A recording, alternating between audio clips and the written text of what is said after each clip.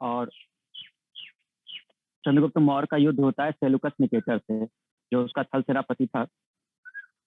Seleucus Nicator को भी हराया इन्होंने 305 ईसा पूर्व में, जिसकी वजह से दोनों को संधि करनी पड़ी। और सेलुकस निकेटर ने क्या किया, इस शर्त के अनुसार अपनी पुत्री हेलेना का विवाह कर दिया चंद्रगुप्त मौर्य से, ठीक है।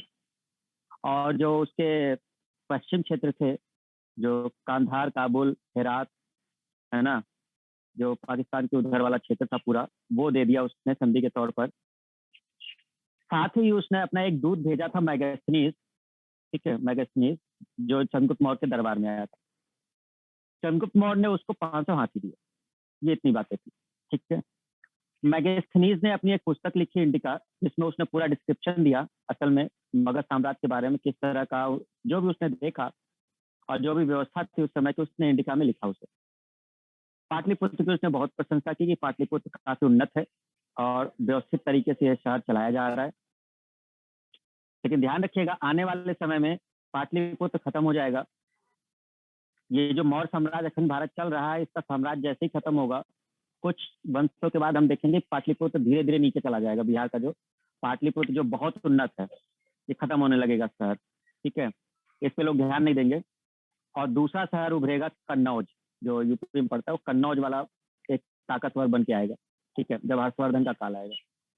तो अभी तक तो पाटलिपुत्र चलेगा, अभी कुछ समय तक पाटलिपुत्र अच्छा खासा चलेगा। तो फिर यहाँ पर ये बातें हुई। और अगर हम देखें कि मृत्यु कैसे हुई थी इनकी, तो ये चले गए थे भद्रबाहु के साथ कर्नाटक में श्रवणबेल गोला, जहाँ पर संलेखना विधि के द्वारा चंद्रगुप्त मौर्य की मृत्यु हुई थी, ठीक है। आपको हम पीछे ये बता चुके हैं। दो और याद रखना है कि इनके दो नाम और दिए जाते हैं, एक सेंड्रोकोटस और एक एंड्रोकोटस। नोट्स देखा है आप लोगों ने? भैया नोट्स देख लिया करो, नहीं तो नाम नहीं याद होंगे।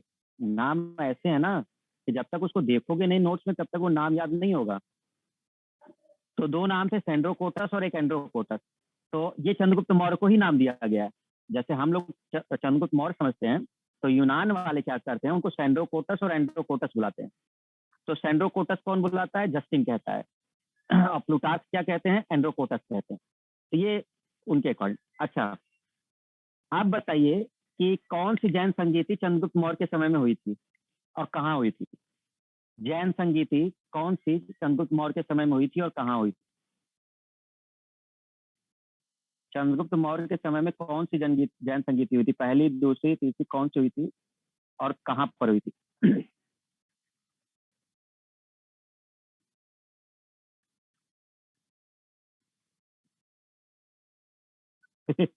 देखो, कुछ कुछ स्टूडेंट क्या कह रहे हैं, क्या लिखा है, रुको देखें जरा। थर्ड, जिसने थर्ड लिखा है बता दे कि थर्ड संगीति हुई कहाँ थी। जैन संगीति में तो दो ही संगीति हुई हैं।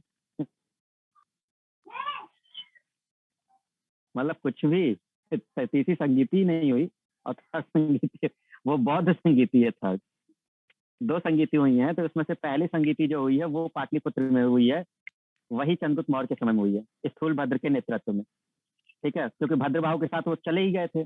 स्थूलभद्र के समय में पाटलिपुत्र में पहली वो हुई थी संगीति, ठीक है। तो यहाँ तक बातें हमने की चंद्रगुप्त मौर्य की। क्लियर। आते हैं अब हम लोग बिंदुसार जो अच्छा, इससे पहले एक चीज और बताई थी स्टूडेंट, हमने क्या बताया था? चाणक्य के बारे में बताया था और मैगस्थनीज के बारे में बताया था। तो चाणक्य के बारे में बताया था कि उसने एक पुस्तक लिखी थी, अर्थशास्त्र। तो अर्थशास्त्र में डिस्क्रिप्शन किस चीज का है? तो अर्थशास्त्र में डिस्क्रिप्शन है एक्चुअल में राजनीति का, प्रशासन का, ठीक है ना। वो बहुत अच्छे तरीके से डिस्क्राइब किया गया है। अच्छा, इसी अर्थशास्त्र में सप्तांग सिद्धांत दिया गया था। सप्तांग सिद्धांत चाणक्य ने दिया। अब वो सप्तांग सिद्धांत क्या था? सप्तांग सिद्धांत में हमारे साथ ही अपना काउंट करते रहना, देखे अगर कोई भूलेगा तो उसको याद आ जाएगा। सबसे पहला राजा, ठीक है। अगर आपको एक स्ट्रॉन्ग साम्राज्य चाहिए तो एक राजा बहुत योग्य होना चाहिए, ठीक है। दूसरा अमात्य, उसके मंत्री, ठीक है। अगर आप बहुत अच्छे राजा हैं लेकिन आपके जो कैबिनेट मिनिस्टर हैं वो अगर काम नहीं कर रहे हैं तो आपको उनको चेंज करना ही पड़ेगा, ठीक है। तीसरा जनपद, भौगोलिक स्थिति से आपका जो साम्राज्य है वो अच्छी स्थिति में होना चाहिए, मतलब कि कहीं से भी आक्रमण ना हो जाए। देखो, भारत का एक छोर जो है हमेशा से कमजोर देखने को मिला, जो उत्तर भारत था, जो पाकिस्तान वाला एरिया था, ये कमजोर रहा, हमेशा आक्रमण इधर से हुए हैं। आपने देखा होगा कि जितना भी अरब आक्रमण होगा, तुर्की आक्रमण होगा, या जितने विदेशी आक्रमण हुए हैं, ये सब यही हिंदू कुछ पहाड़ी पार करके और सीधे चले आते थे भारत की तरफ, क्योंकि बाकी तरफ समुद्र पड़ता था, तो उसके लिए नौसेना चाहिए होगी, है ना। तो तीसरा था जनपद। अब जनपद को सुरक्षित रखना है तो दुर्ग, बाउंड्री आपको अपनी सुरक्षित रखनी होगी, आप चाहे वो आर्मी बना के करिए, चाहे जिस प्रकार से करिए, तो आपको वो दुर्ग बना करके करना। तो दुर्ग बनाया करते थे। आप जानते हैं कि उस समय अब इस तरह की चीजें, तोप, मतलब ये टैंक वैंक तो थे नहीं कि राफेल आ गया और फाइटर प्लेन हो गए, है ना, तेजस आ गए, तो ये सब तो था नहीं। तो उस समय वो किला बना देते थे, किला बना देते थे पूरा बहुत बड़ा सा, और उसके अंदर ही मतलब जनता रहती थी। तो दुर्ग। अब देखो, पाटलिपुत्र बताया भी था हमने, पाटलिपुत्र के अलावा हमने एक और जगह बताई थी, राजगीर बताई थी।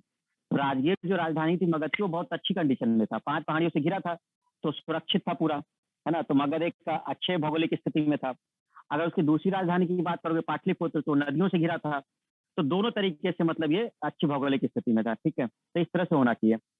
दुर्ग के बाद अगर उसको चलाना है, सेना को रखना है, सेना रखोगे तो खर्च होगा भाई, बड़े पैमाने पे खर्च होता है, तो कोष चाहिए होगा, धन चाहिए होगा, उसकी अच्छी व्यवस्था होनी चाहिए, इसलिए टैक्स लगाए जाते हैं, है ना, कर वगैरह। आप देखोगे कि पहले के समय में भूमि कर बहुत ज्यादा होता था। ज्यादा का मतलब कि भूमि कर ही मेन सोर्स हुआ करता था। किसान जब उपजाते थे खाना, मतलब फसल वगैरह, तो उसका कुछ भाग रख लेते थे, और जो एक्स्ट्रा होता था उसको दे देते थे।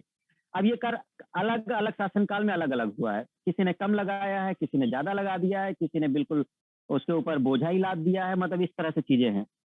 तो भूमि कर एक प्रमुख कर था उस समय, जिससे धन आया करता था। और अगर हम इसके बाद कोष के बाद बात करें तो दंड। अगर आप, न्याय व्यवस्था आपकी बहुत अच्छी होनी चाहिए। कोई चोरी करता है, टैक्स लेता है, तो उसके लिए आपको उसको दंड देना पड़ेगा। और लास्ट में होता है मित्र। बहुत अच्छे मित्र आपके होने चाहिए जो आपकी हेल्प कर सके। तो मित्र, चाणक्य ने कहा है कि जो मित्र है वो राजा का कान है।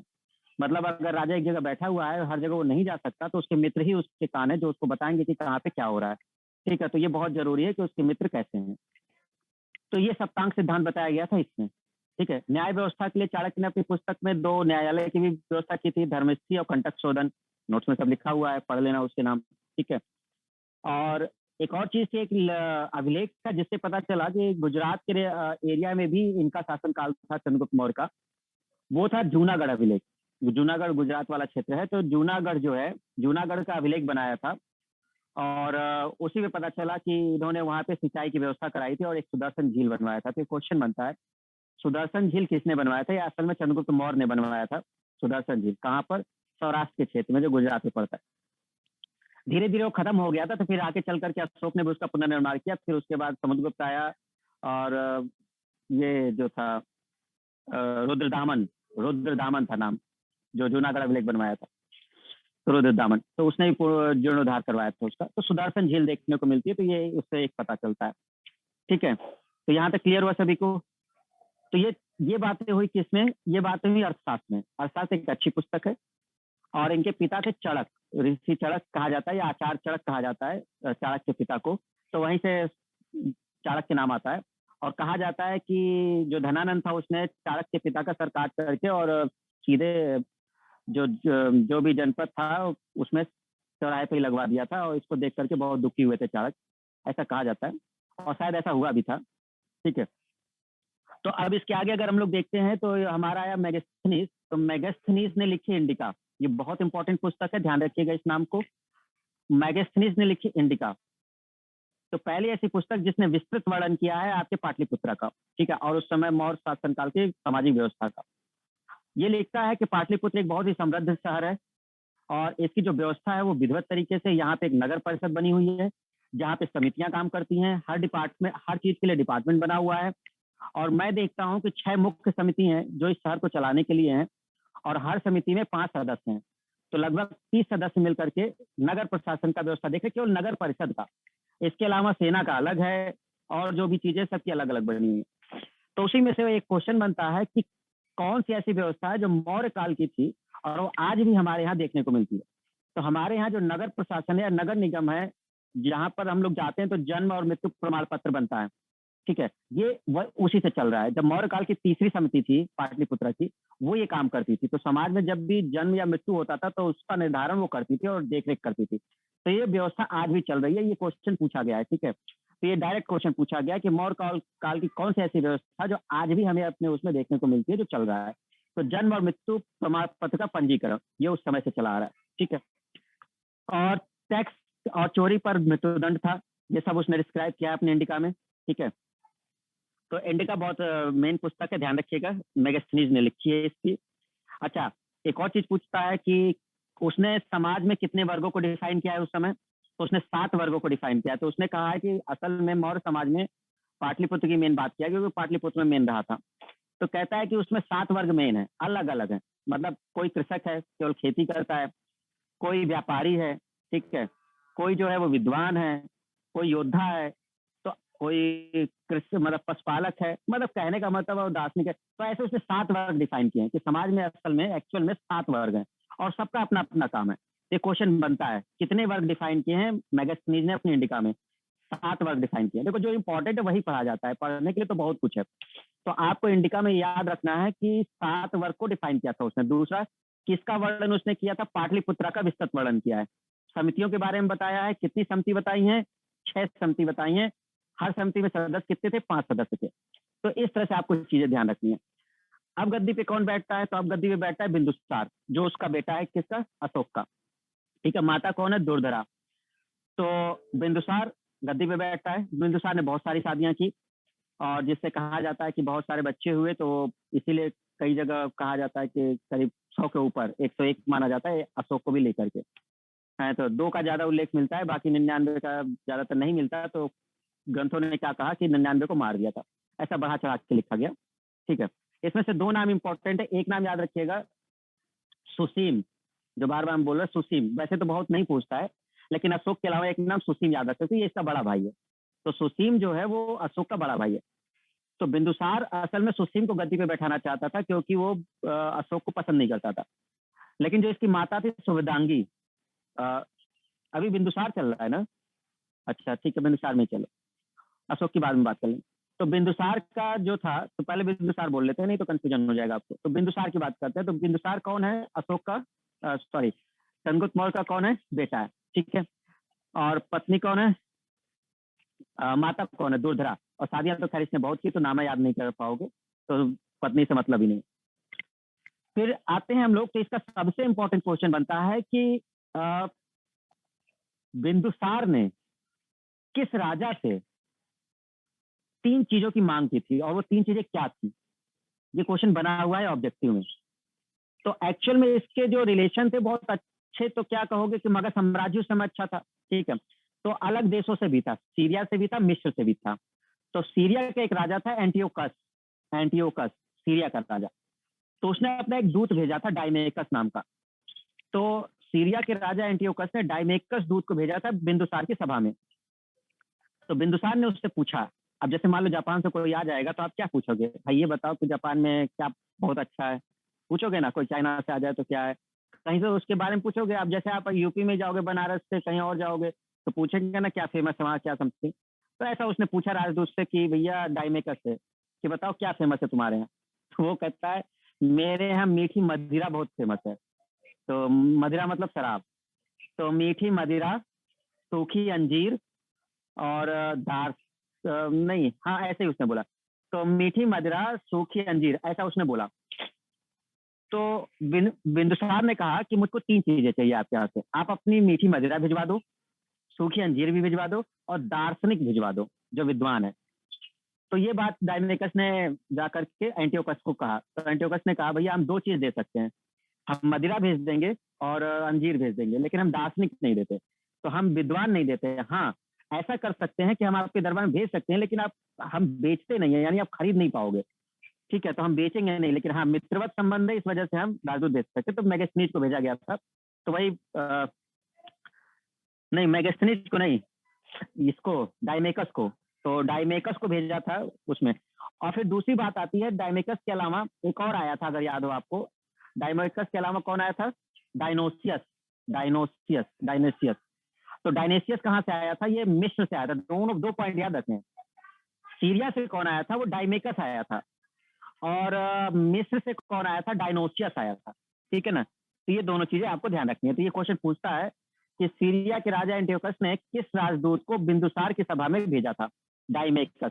ये इंपॉर्टेंट पॉइंट है। तो इतनी बातें हुई बिंदुसार की, ठीक है, यही इंपॉर्टेंट है बिंदुसार के लिए। बिंदुसार के लिए और कुछ नहीं है, और ज्यादा इतिहास में वो जाने नहीं जाते, मेनली चंद्रगुप्त मौर्य और अशोक ही जाने जाते हैं। तो इनके लिए राजदूत की वजह से इन्हें ज्यादा नाम आ जाता है, बार बार बस राजदूत, और जो 3 चीजें मंगाई थी बस ये, ठीक है। और एक और चीज हुआ था कि जब ये शासन चल रहा था तो तक्षशिला में विद्रोह हो गया था। तक्षशिला पड़ता है पाकिस्तान में, ठीक है। तो तक्षशिला में जब विद्रोह हुआ था, किसके समय में? बिंदुसार के समय में। तो इसने अशोक को भेजा। अशोक उस समय उज्जैन में था, उज्जैन का राज्यपाल था, तो उज्जैन में था वो, उसको भेजा उसने अशोक को कि जाओ वहां का विद्रोह दबाओ। अशोक गया, उनने सबको निपटा दिया, वीर तो था ही, बात बात कुछ नहीं, सीधा सबको इधर उधर काट पीट दिया, सब रास्ते में आ गए। तो वही होता है ना कि भाई बिनु होए न प्रीत, होता है ना कई बार कि कुछ ऐसे दुष्ट होते हैं जिनको भाई बिनु प्रीत नहीं होती है ना, तो लिखा गया ये। तो अगर भय नहीं है तो किसी से आपको प्रीत नहीं होगी, तो भय भी जरूरी है। तो मानी सुसीम को भेजा था पहले, बड़े बेटे को, तो सुसीम से कोई मान ही नहीं रहा था, अशोक गया और सबको काट पीट दिया, निपट गए सब लोग। तो इसलिए कभी कभी इसको क्रूर शासक के रूप में भी जाना जाता है। उन्हें सीधा कहा कि जब मानोगे नहीं तो क्या करेंगे, समझा? नहीं समझे तो वीर तो था ही। तक्षशिला का विद्रोह खत्म हो गया, वापस उज्जैन आ गया। बिंदुसार क्या कहता है कि अब मरने वाला रहता है बिंदुसार। तो अच्छा, शासनकाल बता देते हैं। 298 तक आपका चंद्रगुप्त मौर्य है ईस्वी पूर्व में, मृत्यु हो जाती है वो 298 ईस्वी पूर्व में। फिर 298 ईसा पूर्व से 272 के आसपास तक चलता है बिंदुसार। जब ये मरने वाला होता है तो इसने अपने मंत्रियों वगैरह को बुलाया, जिसमें से राधागुप्त मेन है। जैसे चाणक्य चंद्रगुप्त मौर्य के लिए हैं, वैसे राधागुप्त अशोक के लिए हैं। राधागुप्त असल में अशोक के लिए, लेकिन है दरबार में वो किसके? बिंदुसार के। तो उससे कहा कि मैं अब लग रहा है कि जीऊंगा नहीं, तो ऐसा करो कि मेरे बड़े बेटे सुसीम को बुलाओ और मैं उसको अपना उत्तराधिकारी नियुक्त कर दूं। राधागुप्त जानता था कि ये गड़बड़ है, अगर सुसीम बैठेगा तो ये उतना योग्य शासक नहीं है, मगध साम्राज्य में दिक्कत होगी। तो इस तरह के थे, तो उन्होंने कहा कि अशोक को बैठाना ज्यादा जरूरी है। तो अशोक को उसने भेज दी, बुलवा दिया कि अशोक तुम आओ जल्दी से, नहीं तो राजगद्दी चली जाएगी। तो अशोक पहुंचा, और बिंदुसार नहीं चाहता था, लेकिन फिर भी अशोक ने अपने आप को घोषित किया। 273 में गद्दी पर बैठा अशोक, लेकिन राज्याभिषेक नहीं किया था, गद्दी पर बैठ गया था 273 में। और बिंदुसार की मौत हो जाती है उसी समय 272 के आसपास। 4 साल बाद 273 में जब एक गद्दी पे बैठता है, तो 4 साल बाद 269 में इसका राज्याभिषेक होता है। ये इंपॉर्टेंट पॉइंट इसलिए है क्योंकि ऐसा होता है, अगर वो जब बैठा है और उस समय अगर उसने राज्याभिषेक नहीं किया है, तो ये इंपॉर्टेंट पॉइंट हो जाता है कि गद्दी पे बैठ चुका है, शासन संभाल रहा है, लेकिन राज्याभिषेक नहीं करवाया है। वो राज्याभिषेक 4 साल बाद करवाता है 269 ईसा पूर्व में, ठीक है। इसलिए इंपॉर्टेंट पॉइंट का ध्यान रखिएगा अशोक के लिए। तो 269 ईसा पूर्व में उसने राज्याभिषेक किया, शासन चलाना लगा, सब कुछ ठीक था। चंद्रगुप्त मौर्य और बिंदुसार, चंद्रगुप्त मौर्य और बिंदुसार, इन दोनों लोगों ने कलिंग को नहीं जीत पाए थे। और कलिंग बहुत अच्छा था, हाथी बहुत फेमस थे वहां के, लकड़ियां मिलती थी वहां के, जंगल थे, तो बहुत संपन्न था वो कलिंग। तो इस वजह से ये लोग सोचते थे कि कलिंग को जीत लिया जाए। इनमें से कोई नहीं जीत पाया। अशोक ने कहा मैं जीतूंगा। 8वें वर्ष, जो पॉइंट हम बोल रहे हैं ये याद रखने हैं सारे, ये ऑब्जेक्टिव क्वेश्चन है। राज्याभिषेक के किस वर्ष कलिंग पर आक्रमण किया था, ये सीधा क्वेश्चन है। तो 269 ईसा पूर्व में वो राज्याभिषेक करवाता है, और 8वें वर्ष 261 ईसा पूर्व में कलिंग पे आक्रमण कर देता है। 261 में 261 में कलिंग पे आक्रमण करता है, पूरा तहस नहस कर देता है। इतनी भयंकर वहां पर मतलब तबाही मचती है कलिंग में कि जो मैदान होता है वो, किसी राइटर ने लिखा है कि पूरा कीचड़, जहां भी जाते थे उस मैदान में, कलिंग में, कलिंग उड़ीसा में पड़ता है, आज का उड़ीसा है, उस समय कलिंग था वो। तो जहां जाते हैं पूरा कीचड़ है। और ये कीचड़ किस चीज का है? ये कीचड़ केवल खून और मांस का है, मतलब पूरा मैदान केवल मांस और खून से भरा पड़ा है। इतना ज्यादा हत्या हुई थी जिसकी सीमा नहीं है, बच्चे बूढ़े औरत सब, मतलब कोई नहीं बचा था। और इसको देखकर अशोक का हृदय बहुत ज्यादा मतलब द्रवित हुआ। जब उसका सेनापति आता था, कहता था कि हम लोग जीत गए हैं, हमने इनको हरा दिया, ये वाली टुकड़ी खत्म हो गई, तो वो बहुत दुखी होता था, क्योंकि उसने अपनी आंखों से देखा। तो मतलब बहुत ज्यादा, हाँ, कलिंग का राजा नंदराज था उस समय, वीरता से लड़े थे सब, उन्होंने सरेंडर नहीं किया था। अशोक ने बोला था कि अगर तुम चाहो तो सरेंडर कर सकते हो, तो कलिंग वालों ने सरेंडर नहीं किया, उन्होंने कहा कि नहीं, हम लड़ेंगे। तो उन लोगों ने लड़ा, वैसे सबको खत्म कर दिया गया, पूरा एकदम कलिंग बर्बाद हो गया। कहा जाता है कि 1 लाख के ऊपर लोग को मार दिया गया था। और 1 लाख आज आपके लिए कम है, लेकिन उस समय 1 लाख बहुत था, ठीक है। 1.5 लाख के ऊपर लोगों को बंदी बना लिया गया था, और ऐसा बहुत सारा मतलब चीजें हुआ था। ये तो एक बताया जा रहा है, कितने मरे होंगे उसकी तो सीमा नहीं है, पूरा खत्म ही हो गया था लगभग। तो द्रवित होता है, यहीं से उसकी शुरू होती है धम्म यात्रा। धम्म का मतलब होता है अब वो बुद्ध धर्म ग्रहण कर लेगा, मतलब द्रवित होगा, और अब वो कहता है कि अब हम युद्ध नीति वगैरह नहीं करेंगे। तो एक ऐसा राजा जो महान शासक अशोक सम्राट कहा जाता है, और वो बदल जाता है एक बौद्ध धर्म में, ठीक है ना। ये कलिंग युद्ध ही है। बात समझ में आई आपको? तो ये कहानी जो आपको समझना था कि किस तरह से चंद्रगुप्त मौर्य और ये अशोक वो सम्राट था, उसने उन क्षेत्रों को भी जीता जिसको चंद्रगुप्त मौर्य नहीं जीत पाए थे, इसलिए सम्राट अशोक के नाम से वो जाना जाता है, ठीक है। अब आते हैं अशोक के कुछ व्यक्तिगत बारे में। ये चीजें तो ऐसी हुई। अशोक के व्यक्तिगत बारे में आते हैं। इनकी माता का नाम आपको हमने बता ही दिया, सुभ्रदांगी, ठीक है। अशोक की माता का नाम क्या था? सुभ्रदांगी, ठीक है। ये इनको बहुत पसंद करती थी। कोई दिक्कत? सुभ्रदांगी, ठीक है ना। दूसरा, अशोक की अगर हम बात करें, अशोक ने की थी लगभग 5 शादियां, ठीक है। और सबको याद नहीं रखना है, अशोक ने की थी करीब 5 शादियां, और इन 5 शादियों से उसके हुए थे 4 पुत्र और 2 पुत्री, ठीक है। इसमें से हम लोग को 2 का नाम ज्यादा आता है, एक पुत्र जो महेंद्र और पुत्री संघमित्रा। तो इन्हीं दोनों को आपको याद रखना है। तो लगभग इसने 5 शादियां की थी, और उसमें से फेमस जो है वो करुवाकी, क्योंकि जितने शिलालेख बनवाए हैं अशोक ने उसमें केवल एक पत्नी का नाम है, बस एक ही पत्नी का डिस्क्रिप्शन है उसके शिलालेखों में, वो करुवाकी। आपको ये नाम याद रखना है, करुवाकी, ये मत भूलना, करुवाकी। तो क्वेश्चन ये बनता है कि अशोक ने जो अपने शिलालेख बनवाए हैं उसमें किस पत्नी का नाम मिलता है? तो करुवाकी का नाम मिलता है केवल, इसके अलावा और किसी पत्नी का उल्लेख नहीं मिलता।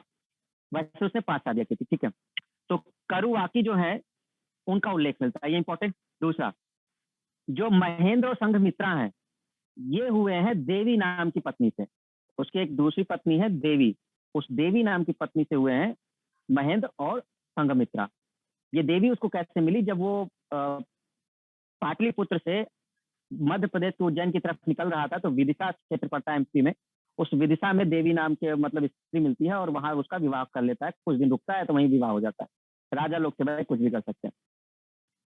तो वो वहीं से, तो देवी से उसको पुत्र होता है महेंद्र, और पुत्री होती है आपकी संघमित्रा, ये ध्यान रखना। यही 2 लोग हैं जो बौद्ध धर्म को बढ़ाएंगे बाहर जाकर के। तो ये पूछा जाता है कि अशोक ने बौद्ध धर्म के विस्तार के लिए श्रीलंका और ये जो बाहर जगहों पे भेजा है वो किसको भेजा है?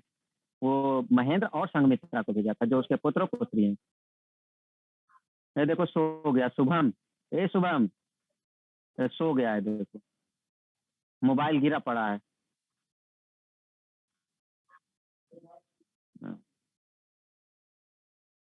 मैं कह रहा हूँ ना कि कहानी बड़ी अच्छी बता रहा हूँ ना, इससे कान में लगा लो ईयरफोन और बस सुनो, फिर देखो, फिर इससे बेहतरीन नींद नहीं आने वाली तुमको, है ना। हाँ, अब बीच में अगर हम ना टोके तो, बीच में टोके तब तो ठीक है, ना टोके ना, आधे सोए मिलेंगे, क्या बढ़िया कहानी चल रही सर, मजा आ रहा है, और ऐसा मजा आएगा कि पूछो मत। हाँ,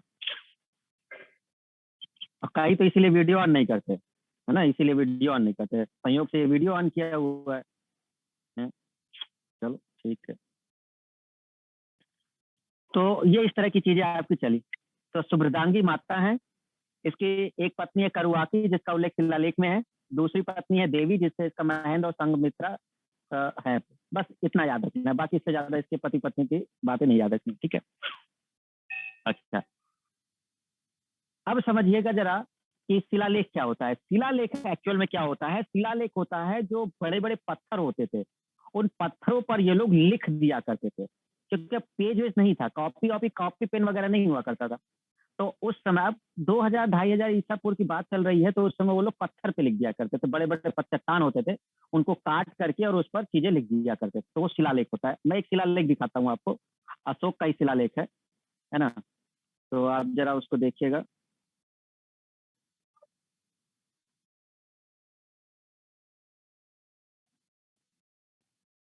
अशोक का शिलालेख।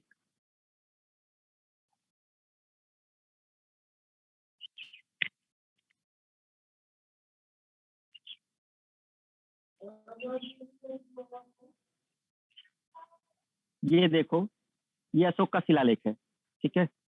पेन नहीं चलाना भाई, तुम मानते नहीं, छोटे बच्चे हो क्या तुम लोग हैं? फिर वही केस है, भय बिनु होय न प्रीत, है ना, इसीलिए बोलते हैं।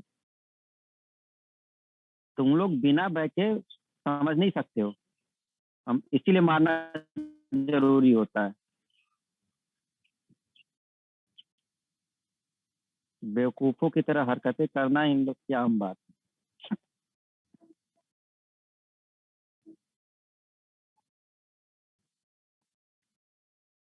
तो ये है शिलालेख, ये शिलालेख, ठीक है। तो ये बड़े बड़े पत्थर होते थे, बड़े बड़े पत्थर, और उसमें ये लिख दिया करते थे। ये देखो, यहाँ पे देख रहे होगे आप लोग, तो ये लिखा गया है ना।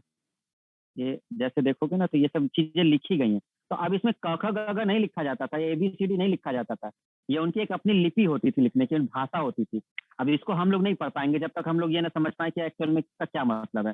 ये एक्चुअल में ब्राह्मी लिपि में लिखा गया है, देखो ये लिखा है ना, तो ये ब्राह्मी लिपि है। तो ये राजाज्ञा है, राजा का आदेश। मतलब कि ये इस पे क्या किया जाता था, बहुत सारी इंफॉर्मेशन लिखी जाती थी। और जैसे आदेश वगैरह होता था, जैसे इनको कुछ बताना होता था कि आज से हम अपने राज्य में ये लागू करते हैं, ठीक है। तो और ये पूरे प्रजा को मानना है।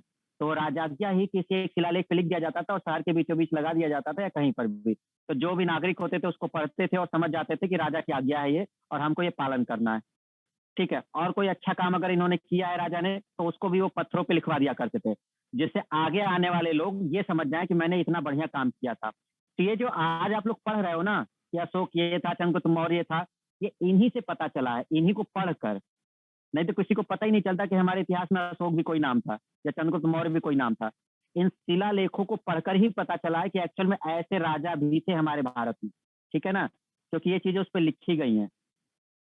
और इसका श्रेय जाता है एक बहुत बड़े विद्वान को, उनका नाम है जेम्स प्रिंसेप। जेम्स प्रिंसेप ये पहले व्यक्ति हैं जिन्होंने अशोक के शिलालेखों को पढ़ा है, 1837 में। जेम्स प्रिंसेप, नहीं तो हम जान ही नहीं पाते कि अशोक कौन था। तो जेम्स प्रिंसेप ये पहले विद्वान है जिन्होंने पढ़ा है कि अशोक के शिलालेख को, और ब्राह्मी लिपि में जो लिखा गया था, वही पहले व्यक्ति थे जो जान पाए कि एक्चुअल में क्या है ये, ठीक है। तो ये चीजें थी, तो ये शिलालेख हुआ करता था, ध्यान रखिएगा, समझ गए। तो अशोक ने ऐसे 3 चीजें बनवाई थी, एक शिलालेख था, एक स्तंभ लेख था, और एक गुहा लेख था। शिलालेख क्या होता था, सीधे पत्थरों के ऊपर लिख दिया जाता था, ठीक है। स्तंभ लेख होता था तो मीनार टाइप की बनवाई जाती थी। मीनार टाइप का जैसे समझो, सारनाथ का अशोक स्तंभ समझे हो, सुने होगे, सारनाथ का अशोक स्तंभ सुने हो। अरे जहाँ से नेशनल एम्बलम लिया गया है, राष्ट्रपति सिंह शेर वाला, तो सारनाथ का जो वो अशोक का ही स्तंभ है। तो वो एक पिलर टाइप का होता है, वो पिलर होगा और उसके पूरा उस पर चारों तरफ लिख दिया जाता है। तो अभी भी देखोगे तो उस पर लिखी गई होंगी चीजें, बहुत सारी चीजें लिखी गई होंगी। तो वो स्तंभ लेख होता है। जो शिलालेख होता है, शिला मतलब पत्थर होता है, तो सीधे पत्थरों पे लिख दिया जाता था। एक होता है गुहा लेख, गुफा बना करके पत्थरों को काट कर गुफा बनाई जाती थी, उस गुफा के अंदर लिख दिया जाता था। तो 3 प्रकार के जो इनके अभिलेख मिलते हैं अशोक के, वो 3 है। एक सीधा पत्थरों पे मिलता था जिसे शिलालेख कहा जाता था, एक स्तंभ लेख होता था, और एक होता था गुहा लेख, ठीक है। आपके लिए ज्यादातर इंपॉर्टेंट शिलालेख ही है जो सीधा पत्थरों पे लिखा गया है। स्तंभ लेख में 1 ही 2 इंपॉर्टेंट होंगे, हम बता देंगे कौन सा है, ठीक है। तो अशोक की चीजें क्लियर हुई सबको, जितनी बातें बताई वो क्लियर हो गई। अब जरा हम लोग नोट से देख लेते हैं कुछ पॉइंट जो इनकी हैं, है ना। नोट्स वाला कुछ पॉइंट देख लेते हैं कि अशोक के बारे में क्या था।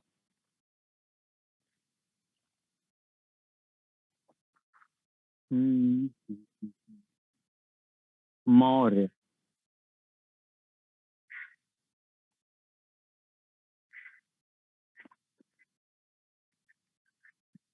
चलो अब ध्यान से देखना स्टूडेंट, अब इंपॉर्टेंट चीजें देखते हैं हम लोग क्या है। ये रहे सम्राट अशोक, शासनकाल 276 से 232 ईसा पूर्व, ठीक है। अशोक की माता का नाम शुभदांगी, है ना। इनकी एक ये पत्नी है देवी, जिससे इनका पुत्र हुआ है महेंद्र और संघमित्रा, ठीक है। अशोक के लेखों में एक ही पत्नी का नाम मिलता है और उसका नाम है करुवाकी, करुवाकी, याद रखिएगा, ठीक है। और सुसीम जो है वो इनका बड़ा भाई है एक्चुअल में, ठीक है। तो इसका नाम ज्यादातर मिलता है, आपको हमने बताया था। वैसे एक नाम अशोक भी मिलता है, बहुत इंपॉर्टेंट नहीं है। सुसीम का ज्यादा इंपॉर्टेंट मिलता है, जो बड़ा। अशोक कब गद्दी पे बैठा है? 273 ईस्वी में। राज्याभिषेक कब किया है? 269 में, ठीक है। सबसे इंपॉर्टेंट पॉइंट, अशोक को किस नाम से हम जानते हैं, या उसके अभिलेखों में कौन सा नाम मिलता है? याद रखिएगा, उसके ज्यादातर अभिलेखों में अशोक न मिल करके एक दूसरा नाम मिलता है, उसको बोलते हैं देवा नाम प्रिय। वेरी वेरी इंपॉर्टेंट, अभी याद कर लो इसे। देवा नाम प्रिय या देवा नाम प्रियदर्शी, याद करो। अशोक को उसको अभिलेखों में किस नाम से जाना गया है? देवा नाम प्रिय या देवा नाम प्रियदर्शी, देवताओं का प्रिय, देवताओं का प्रिय, ध्यान रखिएगा। तो इसके अभिलेखों में देवताओं का प्रिय यानी देवा नाम प्रियदर्शी नाम से जाना जाता है, वेरी इंपॉर्टेंट। लेकिन 4 ऐसे अभिलेख हैं, करीब 40 के आसपास प्राप्त हुआ है, उसमें से 4 ऐसे अभिलेख हैं जहां पे अशोक नाम मिलता है, अशोक नाम से ही मिलता है। तो ये बहुत इंपॉर्टेंट हो जाता है कि ऐसे कौन से अभिलेख हैं जिसमें अशोक नाम ही मिलता है।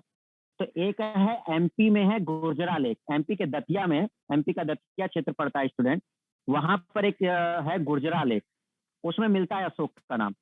बाकी कर्नाटक में 3 क्षेत्र पड़ते हैं, कर्नाटक वाले में एक मास्की पड़ता है, एक नेत्तूर पड़ता है, एक उडेगुलान पड़ता है। अब ये याद करना पड़ेगा आपको, ठीक है। तो एमपी में एक क्षेत्र है गुर्जरा, दतिया में पड़ता है वहां, और कर्नाटक वाले क्षेत्र में 3 पड़ते हैं, मास्की, नेत्तूर और उडेगुलान। ये है अशोक का नाम से ही मिलता है। इस सुमन कहाँ, क्या लिखा है इसमें? अच्छा सुमन, सुमन वो एक्चुअल में जो पूछ रहे हैं सुमन के बारे में, सुमन इसका दूसरा नाम है, वो सुसीम का, सुसीम का दूसरा नाम है, मतलब इसको दूसरे नाम से सुमन नाम से जाना जा रहा है।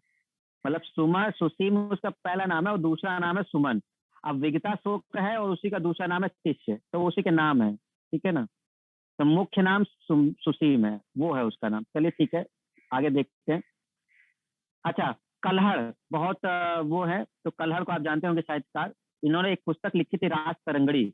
इसमें लिखा गया है कि अशोक ने श्रीनगर की स्थापना की है, मतलब जो जम्मू कश्मीर में श्रीनगर है उसकी स्थापना अशोक ने की, ऐसा लिखा है कि इसने, कल्हड़ ने लिखा है ऐसा।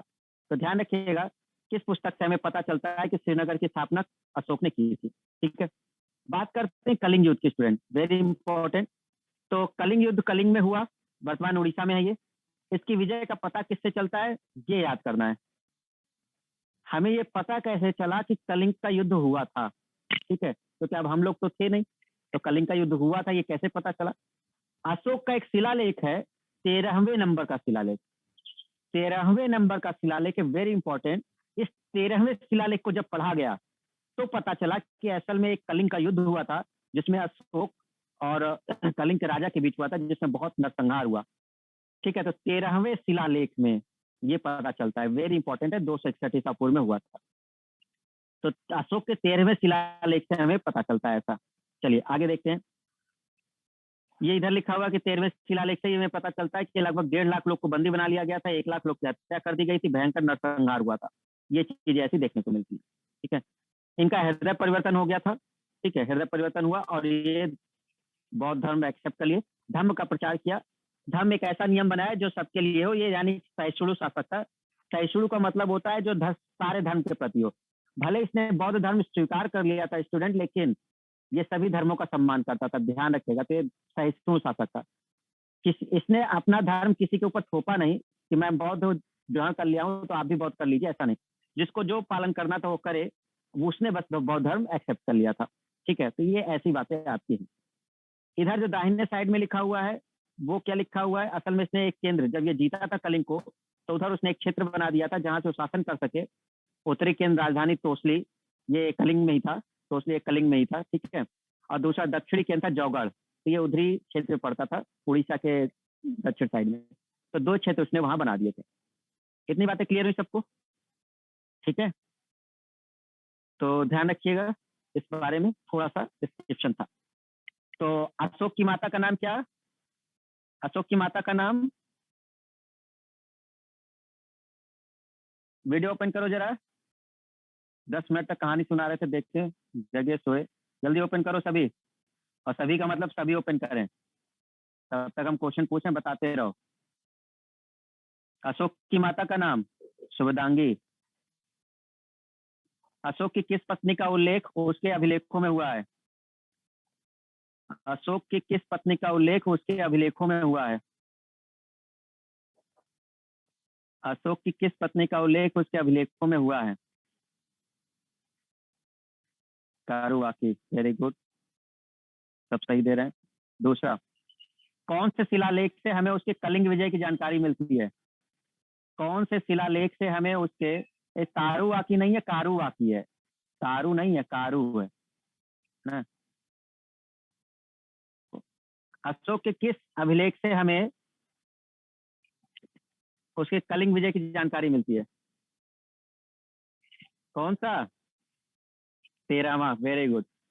अशोक के पुत्र और पुत्री का नाम बताइए जिसको उसने श्रीलंका भेजा था बौद्ध धर्म के प्रचार के लिए। अशोक के पुत्र और पुत्री का नाम बताइए जिसको उसने भेजा था, श्रीलंका भेजा था। ठीक है,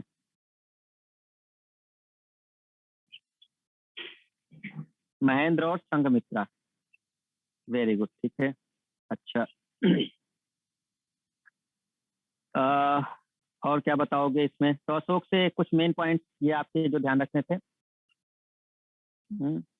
कारुवाकी हो गया, देवी से उसके वो पुत्र हुए तो माता शुभदांगी, ठीक है, इतना सफिशियंट है। ठीक है, अब आते हैं हम लोग जरा इसके शिलालेखों के बारे में। अब आता है इंपॉर्टेंट पॉइंट। अब आपका वो पॉइंट शुरू होने वाला है जिससे क्वेश्चन ऑब्जेक्टिव में बहुत ज्यादा बनेगा और ये आपको याद करना होगा। ठीक है, याद करना होगा। अशोक का जन्म हुआ था 304 ईसा पूर्व में, 304 ईसा पूर्व में। ठीक है, जन्म हुआ था 304 ईसा पूर्व में। असल में 305 ईसा पूर्व में उसने हराया था उसको, सेल्यूकस निकेटर को, चंद्रगुप्त मौर्य ने। और अशोक का जन्म असल में हुआ था 304 ईसा पूर्व में। ठीक है, लेकिन वो गद्दी पे बैठा है 273 ईसा पूर्व में। तो अब हम लोग देखते हैं शिलालेखों के बारे में। अब इंपॉर्टेंट पॉइंट शुरू हो रहा है, इसको ध्यान से समझना, नहीं तो आएगा नहीं। और ये क्वेश्चन देखो, 14 मुख्य शिलालेख हैं, वैसे तो 40 हैं टोटल जो उसके आए हैं, और अभी भी खोजे जा रहे हैं।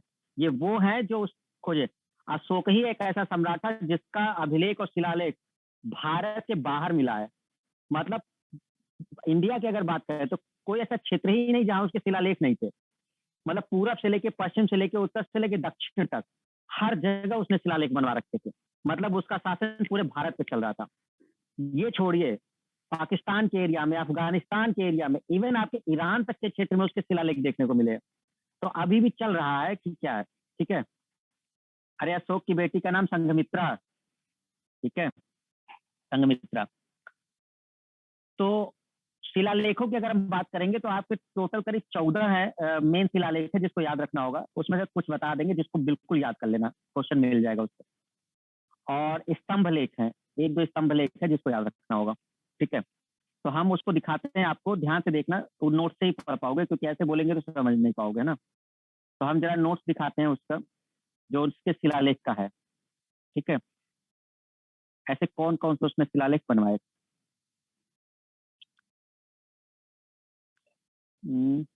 तो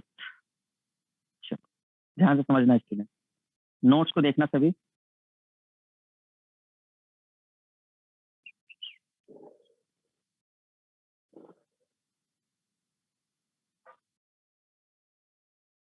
अशोक की बेटी का नाम संघमित्रा कह तो रहे हैं।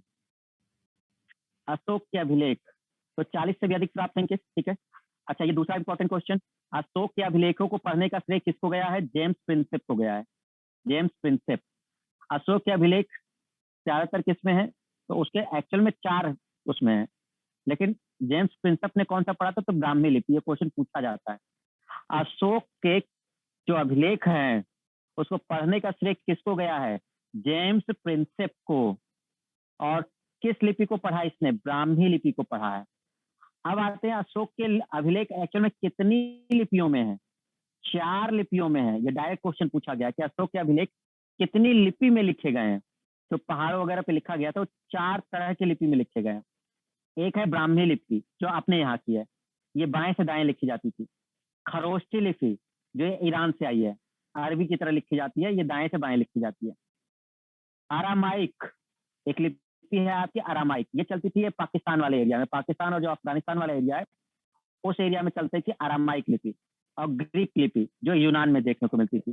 तो 4 तरह की लिपियों का प्रयोग किया था अशोक ने पहली बार, नहीं तो कोई भी 4 लिपियों का प्रयोग नहीं किया हुआ है। बाकी पीछे का देखोगे तो सब लोग ब्राह्मी में ही लिखा करते थे, लेकिन अशोक ही पहला व्यक्ति है जिसने ब्राह्मी लिपि, खरोष्टी लिपि, अरामाइक लिपि और ग्रीक लिपि सबका प्रयोग किया था इसने लिखने में। ठीक है, 4 ध्यान रखिएगा।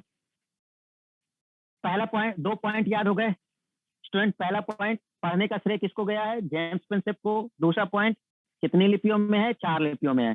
कौन कौन सी? ब्राह्मी, खरोष्टी, अरामाइक और ग्रीक। ब्राह्मी, खरोष्टी, अरामाइक और ग्रीक। ठीक है, आगे बढ़ जाएं। चलो आगे बढ़ते हैं। वो प्रमुख स्थान बताने हैं जहां से इनके शिलालेख मिले हैं। ये शिलालेख कहां से मिला है, ये स्थान याद करना है। तीसरा इंपॉर्टेंट पॉइंट, आपको ये 3 स्थान याद करने हैं, मतलब ये जो स्थान लिखे हैं। अब स्थान कौन से हैं? शाहबाजगढ़ी पाकिस्तान का एरिया है, मानसेहरा पाकिस्तान का एरिया है, कालसी उत्तराखंड में है, धौली जौगढ़, ठीक है, ये आपका उड़ीसा और आंध्र प्रदेश के एरिया में पड़ता है। ठीक है, हिरागुडी भी, सोपारा ये पश्चिम महाराष्ट्र की तरफ पड़ता है। तो 8 मेन जगह है जहां से इनके शिलालेख प्राप्त हुए हैं। 8 मेन जगह है जहां से शिलालेख प्राप्त हुए हैं। कौन कौन सी जगह? शिलालेख की बात कर रहे हैं, शिलालेख जहां से मिले हैं, ये जो दीर्घ बड़े बड़े शिलालेख। तो ये बड़े, देखो एक्चुअल में क्या था स्टूडेंट कि अशोक के जो अभिलेख है वो 3 पार्ट में डिवाइड है। एक बड़े बड़े शिलालेख हैं, एक स्तंभ लेख बताया ना, एक पिलर बनाया था, एक तो सीधा पत्थरों पे लिख दिया, और एक पिलर बनाया था, और एक गुफा बनाकर किया था। तो ये जो बड़े बड़े शिलालेख हैं ये 8 जगहों से मिले हैं। ये वाला पहले वाला, वो 8 जगह बहुत इंपॉर्टेंट है, याद करना होता है। तो शाहबाजगढ़ी, मानसेहरा, कालसी, धौली जौगढ़, एराकुडी, सोपारा, ठीक है, ये याद रखने 8। क्लियर हुआ? अच्छा, अब इसमें देखोगे आप तो ये है इसके दीर्घ शिलालेख, ये है दीर्घ शिलालेख। टोटल कितने? 14 दीर्घ शिलालेख। कितने टोटल? 14। क्वेश्चन यहाँ से बनता है। ओके, क्वेश्चन बनता है। वैसे तो आप सब पढ़ लेना, लेकिन हम आपको बता दें कि कौन कौन सा याद रखना है। ठीक है, पढ़ना आपको सब है, ध्यान रखिएगा, छोड़ना कोई नहीं है उसको आसान। लेकिन सबसे इंपॉर्टेंट कौन है वो सुन लो। सबसे इंपॉर्टेंट है ये 13वां, 13। ये पूछेगा कलिंग युद्ध की जानकारी हमें किससे मिलती है? 13वें से मिलती है। दूसरा पूछेगा पशु बलि निषेध, पशु बलि को जो रोका था वो अशोक के किस शिलालेख से प्राप्त होता है? पहले शिलालेख से। ठीक है, याद रखिएगा। दूसरा बहुत इंपॉर्टेंट है, ये सेकंड वाला भी। ये कैसे पूछा गया है? अशोक के किस शिलालेख से हमको दक्षिण भारत के राज्यों के बारे में जानकारी मिलती है, या विदेशों के बारे में जानकारी मिलती है?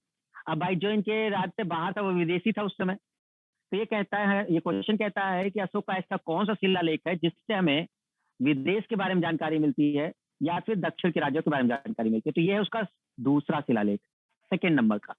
और इसमें ही उसे पता चलता है, उसने डिस्क्रिप्शन किया है दक्षिण भारत के राज्यों का। और दक्षिण भारत के राज्य कौन से हैं? चोल, पांड्य, केरल पुत्र, ये नाम थे उस समय। ठीक है, ताम्रपर्णी, ठीक है, ताम्रपर्णी श्रीलंका को कहते थे। तो चोल, पांड्य, ये सब जो नाम थे साउथ वाले, ये नाम उसके शिलालेख में देखने को मिला। स्टूडेंट कौन से नंबर पे? दूसरे में। ठीक है, पहला तो हो गए। तीसरा भी याद रखना है। तीसरे में इसने क्वेश्चन किया हुआ है रज्जुक से, कि अधिकारियों की जो नियुक्ति हुई है वो किस अभिलेख में पता चला है? तीसरे में। तो इसके जो अधिकारी हैं रज्जुक, मुक्तक, रज्जुक, युक्तक, प्रादेशिक, ये लोग जो हैं, तो इसकी जानकारी इसके तीसरे शिलालेख से मिलती है। जैसे आज का डीएम समझ लो, जो जिलाधिकारी है वो प्रादेशिक हुआ करता था। प्रादेशिक जो था उस समय का डीएम समझो उस तरह से। ठीक है, रज्जक जो होते थे राजस्व एवं न्याय अधिकारी हुआ करते थे, जो कर वगैरह इकट्ठा किया करते थे। तो तीसरे से हमें पता चलता है स्टूडेंट। ठीक है, अब आपको कौन सा याद करना है? देखो, पहला याद हो गया, पहला आपको याद करना था, दूसरा आपको याद करना था, तीसरा आपको याद करना था। अब आपको मेनली याद करना है 8वां। नेक्स्ट आपका 8वां। ठीक है, 8वां आपको याद करके रखना है। 8वां किस तरह से पूछा गया है? 8वां ऐसे पूछा गया है कि जो इसकी धर्म यात्राएं हैं, जो इसने जगह जगह यात्रा की है, उसका उल्लेख कहाँ पर किया गया है? तो इसका 8वें शिलालेख में इसका उल्लेख किया गया है। असल में इसने बहुत जगह यात्रा की थी और इसमें से जैसे लुम्बिनी गया, कपिलवस्तु गया, बोध गया गया, है ना, सारनाथ गया, तो ये सब यात्राओं का उल्लेख 8वें में है। तो 8वां इंपॉर्टेंट है। बात समझ में आई सभी को? अब आप याद कर लोगे 11वां शिलालेख। 11वां 11वें में ये पूछा गया है कि ब्राह्मणों पर अत्याचार नहीं करना है। ब्राह्मणों पर अत्याचार नहीं करना है, ये किस शिलालेख में बताया गया है? ब्राह्मणों पर अत्याचार नहीं करना है, यह अशोक ने एक राजज्ञा दी अपने 11वें शिलालेख में, और पूरा समाज को बताया कि भाई ब्राह्मणों पे आपको मतलब आक्रमण नहीं करना है, उनको नहीं मारना है। तो 11वें शिलालेख में है, ध्यान रखिएगा। 12वां शिलालेख, कौन सा ऐसा शिलालेख है जो ये बताता है कि ये धार्मिक सहिष्णु था? धार्मिक सहिष्णु का मतलब कि ये सभी धर्मों का पालन करता था, सभी धर्मों का पालन करता था, ये 12वें से पता चलता है। ठीक है, और 13वां आपको ये, तो सीधा सा इतना पॉइंट है जो आपको मेन, बाकी आप पढ़ना सब है, देखो छोड़ना एक भी शिलालेख नहीं है, पढ़ना सब है। याद रखना कौन सा, वो हमने आपको बताया कि एक पहला नहीं भूलना है, दूसरा नहीं भूलना है, तीसरा नहीं भूलना है आपको। ये 3 तो भूलना ही नहीं है। ठीक है, इसके बाद अगर याद रख लोगे तो 8वां याद रख लो, 11वां याद रख लो, 12वां याद रख लो और 13वां याद कर लो। ठीक है, ये सारे क्लियर हुआ सबको? ठीक है स्टूडेंट, कोई दिक्कत पूछे, बताओगे? ठीक, चलो बताओ। अशोक ने अपने किस शिलालेख में विदेश यात्राओं का उल्लेख किया है, जिसमें से साउथ के क्षेत्रों का भी उल्लेख किया है?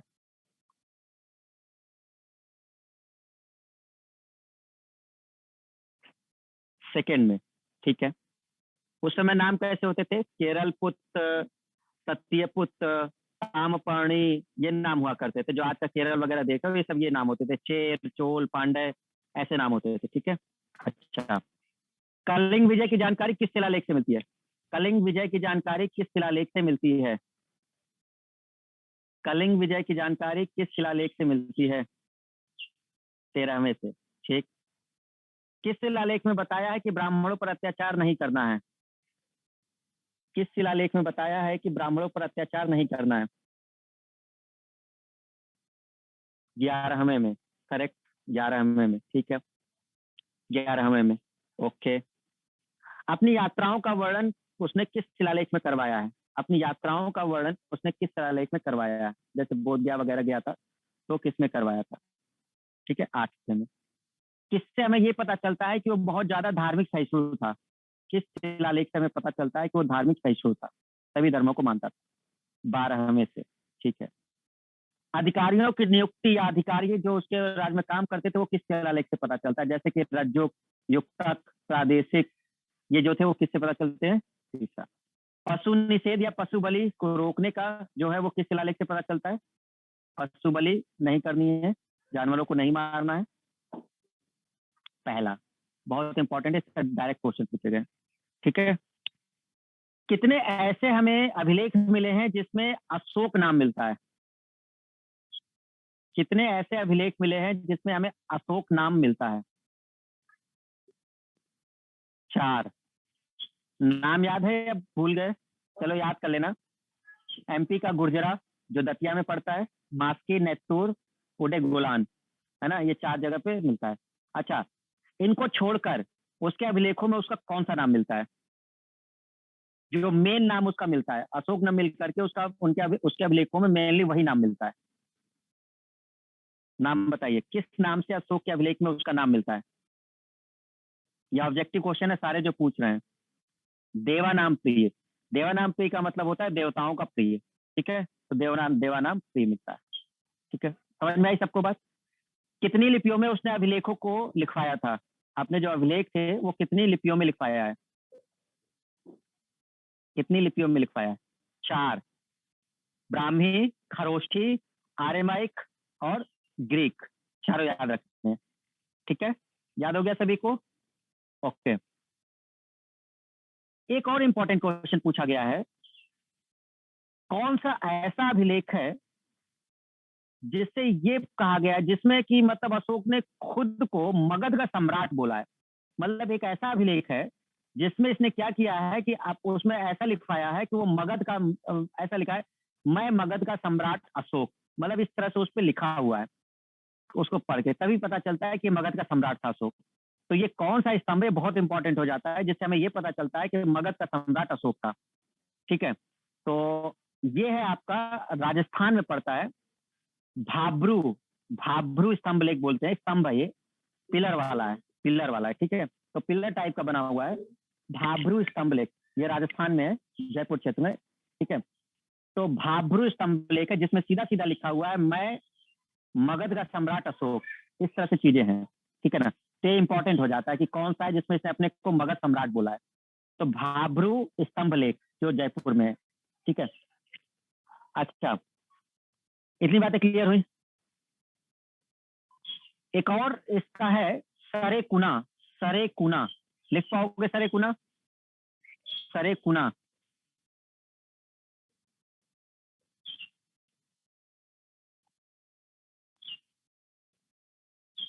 सरेकुना,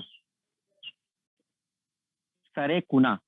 ठीक है, जो सरेकुना है ये वो जगह है जहां से द्विभाषीय अभिलेख मिला है।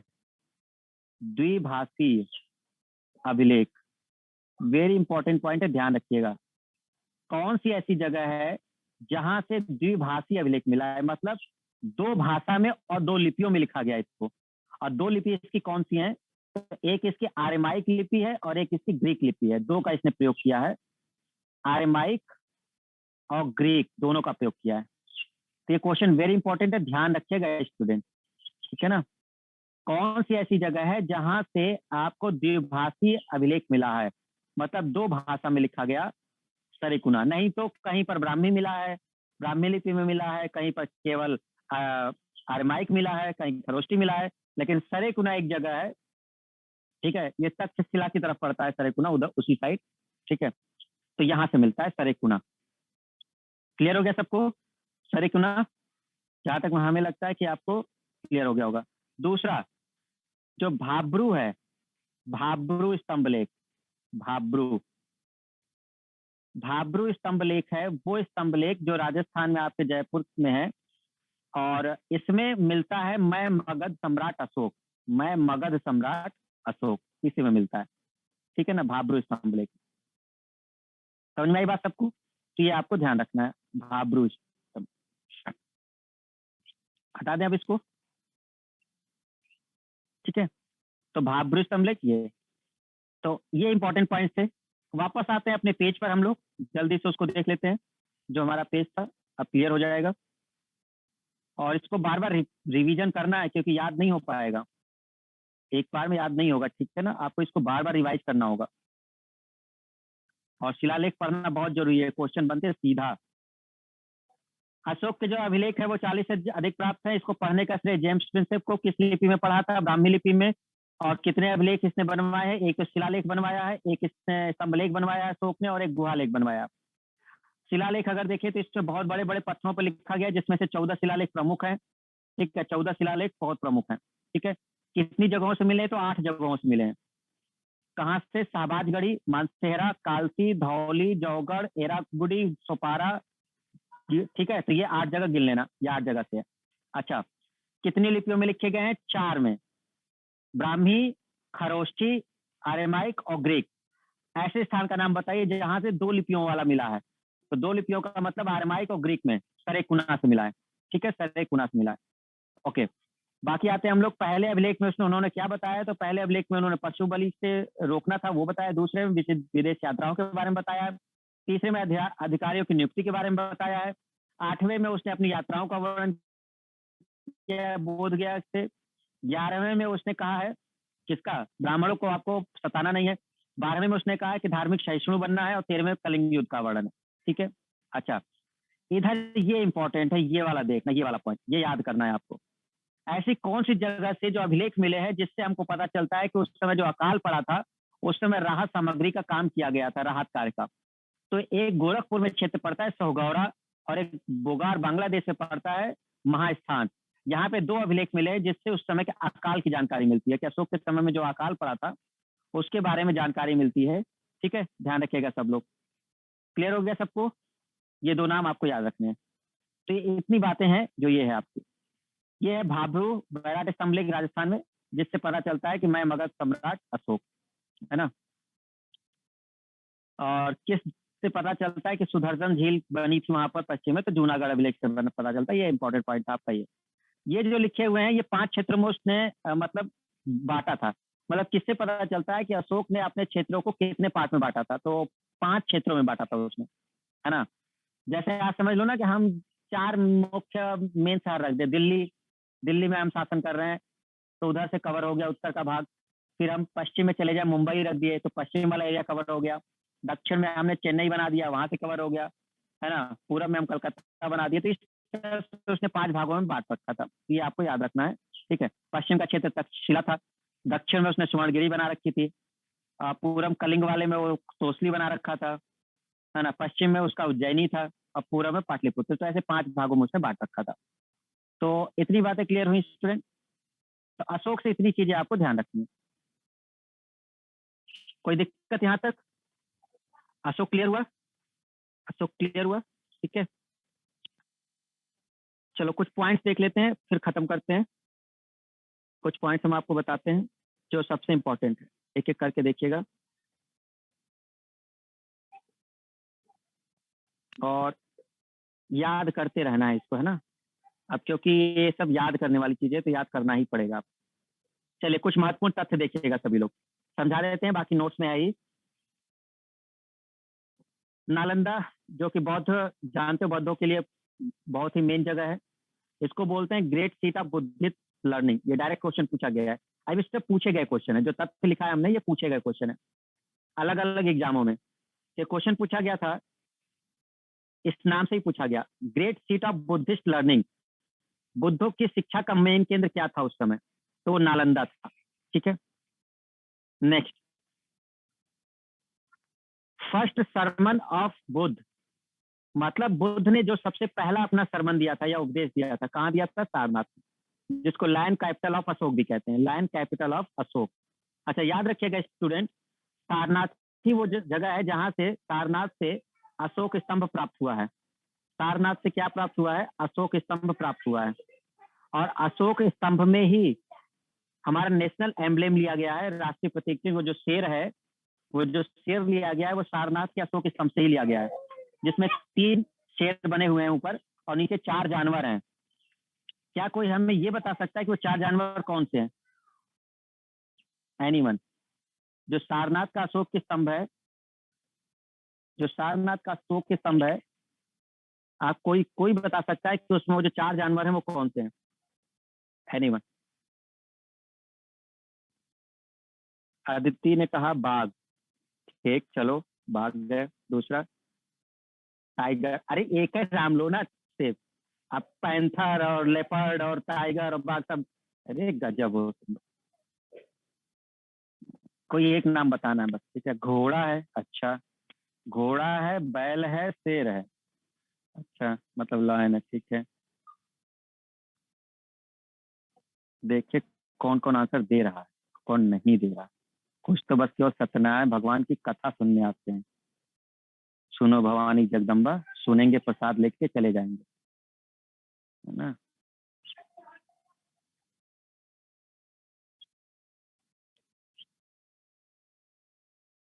घोड़ा, हॉर्स, ऑक्स, एलिफेंट, टाइगर,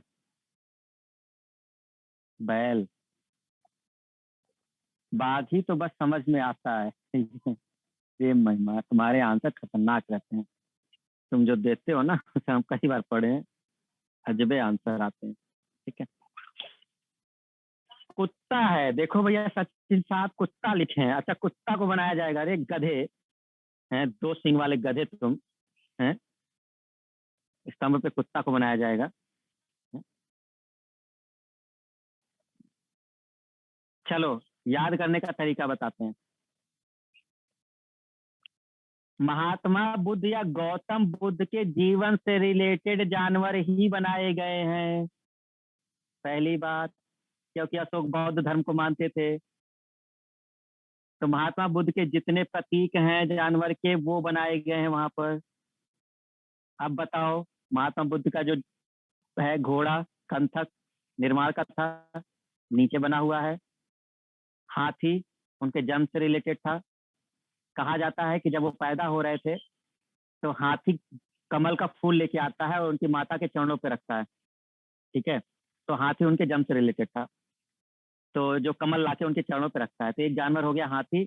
मरता जब है तो घोड़ा, दो हो गए। तीसरा बैल, सांड मतलब शक्तिशाली, बैल की तरह सांड की तरह एक शक्तिशाली थे। ठीक है ये। और चौथा था शेर। तो ये उनके जन्म से रिलेटेड, उनके जीवन से रिलेटेड जानवर ही बनाए गए हैं। तो अशोक उनको बहुत मानते थे, तो अब याद रखिएगा, भूलिएगा मत। हाथी जो उनके जन्म से रिलेटेड, घोड़ा जो उनके निर्वाण त्याग गृह त्याग से है, तीसरा जो बैल है उनके शक्ति से है, और एक लॉयन है शेर। तो 4 जानवर बने हुए हैं जो बुद्ध से रिलेटेड थे। वही अशोक स्तंभ में बना हुआ है। ठीक है, तो समझ में आ गई बात सबको?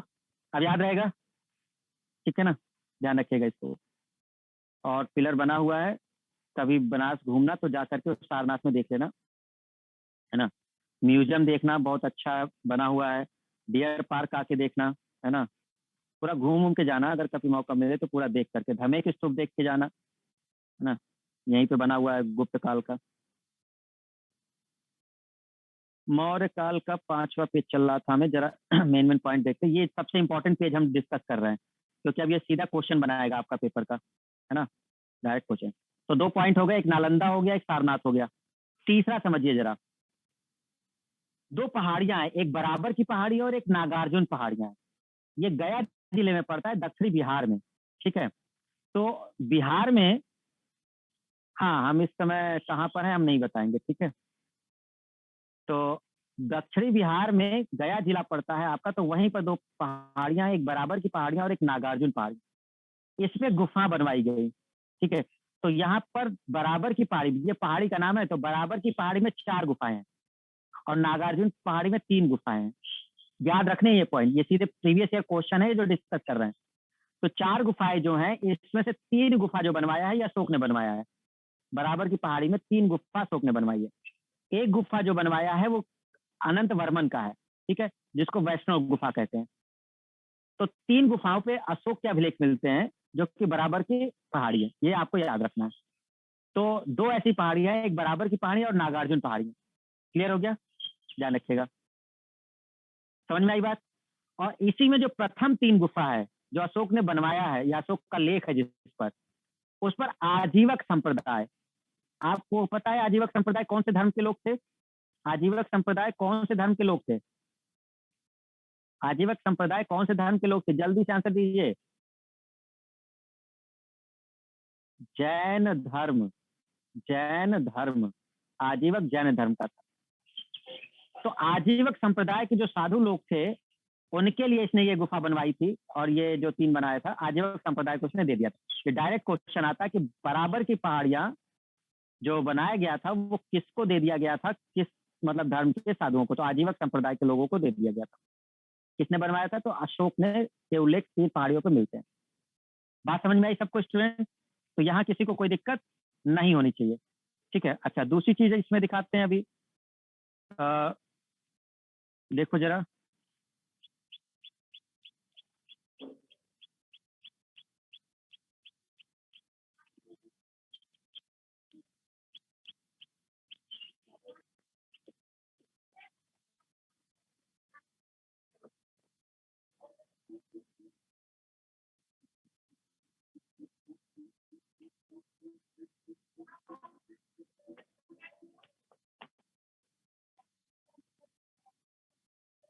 बराबर की पहाड़ियां, ठीक है।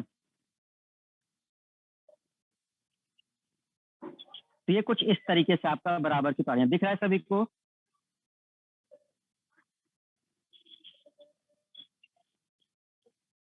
ठीक है, ये है बराबर की गुफाएं वगैरह। तो ये जहानाबाद क्षेत्र उसमें पड़ता है आपका, वहीं पर, ठीक है।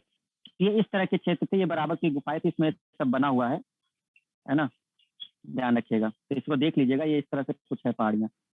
तो इसी में आजीवक संप्रदाय के लिए गुफा वगैरह बनवाया गया था, जिसमें वो रह सकते हैं, वहां पर जा सकते हैं, ठीक है। तो ये बहुत बड़े क्षेत्र में है, और इसको पढ़िएगा बराबर के बारे में। है ना, आजीवक संप्रदाय के लिए बनवाया गया था। तो इस तरह की कुछ गुफाएं हुआ करती थी अंदर, जिसमें वो लोग रहा करते थे। जैसे ये देखो, एक क्षेत्र वगैरह बना था, तो वहां पर ये लोग रहा करते थे, देखो है ना। तो आजीवक संप्रदाय के लिए ये सब बनाया गया। क्लियर हो गया सबको?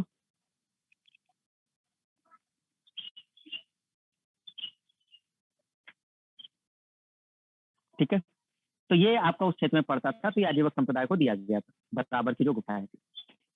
तो इसके बारे में आप लोग ध्यान रखिएगा थोड़ा सा, ठीक है। अच्छा, आगे देख लेते हैं, थोड़ा सा जल्दी डिस्कस करते हैं इनको पॉइंट्स को।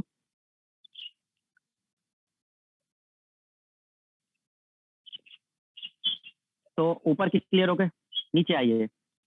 इसकी बाद अब बात में कर लेंगे, ये सब तो आगे का बात है कि कौन किसको मारा था। और चंद्रगुप्त मौर्य के शासनकाल में कौन आया था, तो मेगस्थनीज आया था, ये आपको ध्यान रखना है। बाकी लोग का भी पढ़ लीजिएगा, अब हम इस समय अशोक पढ़ा रहे हैं तो बस उसके बारे में बता रहे हैं।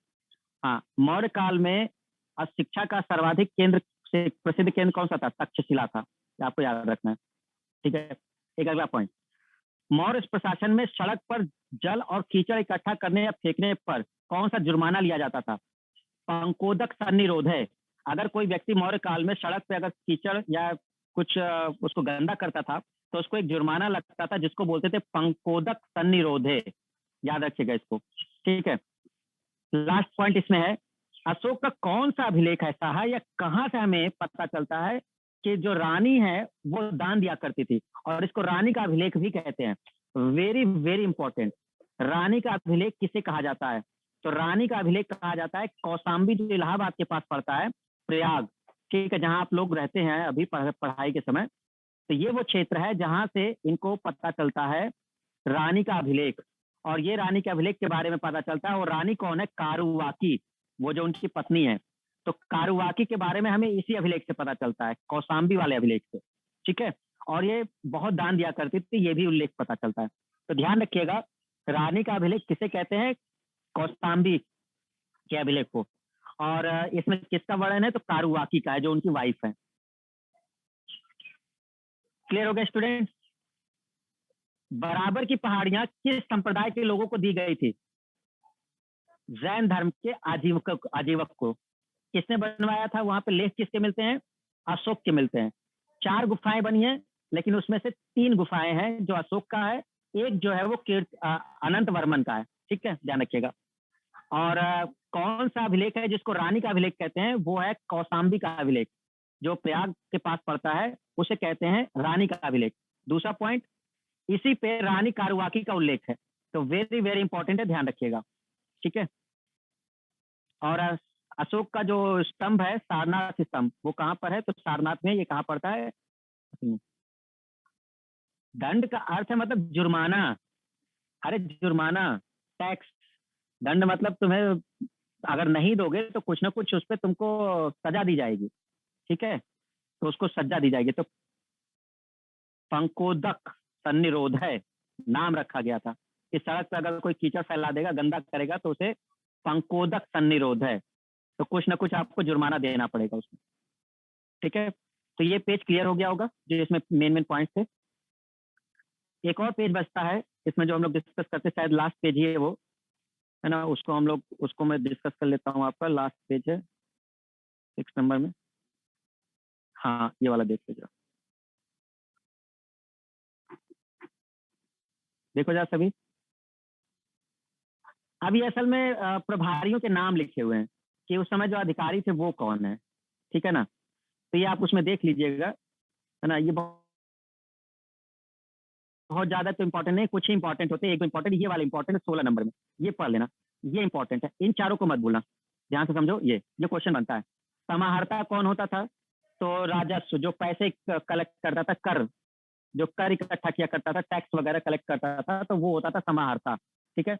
राजकोष या भंडार का जो मुख्य संरक्षक होता था, वो सन्निधाता होता था, सन्निधाता, ठीक है। कृषि विभाग का जो अध्यक्ष होता था या कृषि कर जो इकट्ठा करता था, उसे सीताध्यक्ष कहते थे।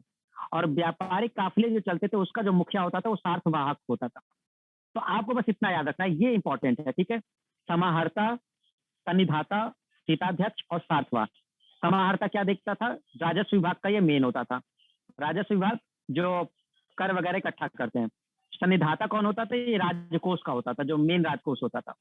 शीताध्यक्ष कौन होता था? कृषि कृषि विभाग का अध्यक्ष होता था। और सार्थवा व्यापारिक काफिलों का मुखिया होता था। तो ये आपको याद रखने हैं, ये इंपॉर्टेंट पॉइंट है। 16वां नंबर इंपॉर्टेंट है, बहुत ज्यादा इंपॉर्टेंट है, इसको पढ़ लीजिएगा। दूसरा, किस भारत के शासक ने सबसे पहले अस्पताल और औषधि बाग बनवाए थे? अशोक ने बनवाए थे। ध्यान रखिएगा, जब ये बौद्ध धर्म ग्रहण कर लेते हैं, इसने बहुत अच्छा काम किया था और बहुत तालाब खुदवाए, बाग बनवाए, है ना, धर्मशालाएं बनवाई, बौद्ध स्तूप, मठ, विहार, बहुत कुछ बनवाया अशोक ने। तो पहला अस्पताल और औषधि बाग बनाने का श्रेय अशोक को ही जाता है। ठीक है। इन्होंने सांची का स्तूप बनवाया है, वेरी इंपॉर्टेंट, मध्य प्रदेश में रायसेन जिले में पड़ता है सांची का स्तूप। इन्होंने भरहुत स्तूप बनवाया है, वो भी मध्य प्रदेश में ही पड़ता है, सतना में। ठीक है।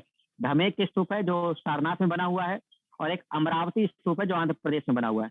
ठीक है। तो ध्यान रखिएगा, सांची स्तूप बहुत फेमस है, जो अशोक के द्वारा बनवाया गया है एमपी में, याद रखिएगा, सांची स्तूप। और एक भरहुत स्तूप, वैसे सारे इंपॉर्टेंट है। और जो सारनाथ में वो धमेक स्तूप है। वैसे धमेक स्तूप जो है वो गुप्त काल का है, धमेक स्तूप जो है वो गुप्त काल का है। ठीक है, ध्यान रखिएगा। तो सांची का स्तूप, भरहुत स्तूप। ओके। अच्छा, ये लास्ट पॉइंट याद रखना ही रखना है स्टूडेंट, 18वां, ये डायरेक्ट क्वेश्चन सीक्वेंस का आता है। अशोक की जो धम्म यात्रा हुई थी वो किस सीक्वेंस में हुई थी? ये ऑप्शन बना के देते थे, एक रीजनिंग का भी क्वेश्चन है ये, क्रम से अरेंज करना होता कि पहले कहाँ गए थे, फिर कहाँ गए थे, फिर कहाँ गए थे। तो अशोक की धम्म यात्रा में सबसे पहले गए थे लुम्बिनी, लुम्बिनी से गए थे कपिलवस्तु, कपिलवस्तु से गए थे बोध गया, बोध गया से गए थे सारनाथ, और सारनाथ से गए थे कुशीनगर, और फिर गए थे श्रावस्ती। यही क्रम याद रखना है। फिर से बोलो, लुम्बिनी, कपिलवस्तु, बोध गया, सारनाथ, कुशीनगर और श्रावस्ती, ये उनका क्रम था जाने का। ठीक है, ध्यान रखिएगा इसके लिए। अच्छा, अब एक और इंपॉर्टेंट पॉइंट, पहले इसको देख लेते फिर आगे हम समझा देते हैं कुछ पॉइंट। तो ये 3 पॉइंट आपको, ये नीचे वाले क्लियर हो गए सारे? अच्छा, ये वाला स्थान देखो जरा, कंगनहल्ली, ये एक जगह का नाम है कर्नाटक में, कंगनहल्ली। तो कर्नाटक के गुलबर्ग जिले में भीमा नदी के किनारे सम्राट अशोक का रानी के साथ प्रस्तर का उल्लेख, एक रानी के साथ इनका उल्लेख हुआ है, जिसको रानियों अशोक लिखा हुआ। तो डायरेक्ट क्वेश्चन पूछता है, रानियों अशोक या राजा अशोक जिस स्तंभ के नीचे लिखा हुआ है वो कहां पर है? तो कर्नाटक के कंगनहल्ली स्थान पर है, और इसके नीचे लिखा है रानियों अशोक, रानियों अशोक, ध्यान रखिएगा इस चीज को। ठीक है, रानियों अशोक। तो ये इंपॉर्टेंट पॉइंट, ये नीचे के इंपॉर्टेंट पॉइंट। ठीक है, बाकी हमने ये पॉइंट बता ही दिया था, ब्राह्मी लिपि को पढ़ने का श्रेय सबसे पहले किसको जाता है? जेम्स प्रिंसेप को जाता है। ठीक है ना। और श्रीलंका में कौन सा स्थान है जहां से इनकी ब्राह्मी लिपि का पता चल रहा है? तो अनुराधापुर, असल में श्रीलंका की राजधानी थी, वहीं से पता चलता है कि इनका अभिलेख मिला है, जिससे ब्राह्मी लिपि प्रयोग चलता है। बाकी ये जो 12वां पॉइंट है इसको याद कर लेना, मेन मेन पॉइंट है। घोषाराम मठ कहाँ पर है ना, ये सब जो इंपॉर्टेंट है वो हमने आपको समझा दिया स्टूडेंट। बात समझ में आई हमारी? तो ये जो नोट्स है इसको रिवाइज कर लेना बार बार, ये सीधा ऑब्जेक्टिव क्वेश्चन है, ये जो लिखा गया था ये ऑब्जेक्टिव क्वेश्चन था। एक और इंपॉर्टेंट पॉइंट अब लास्ट आपको हम समझा देते हैं, जो इसमें है वो कौन सा है?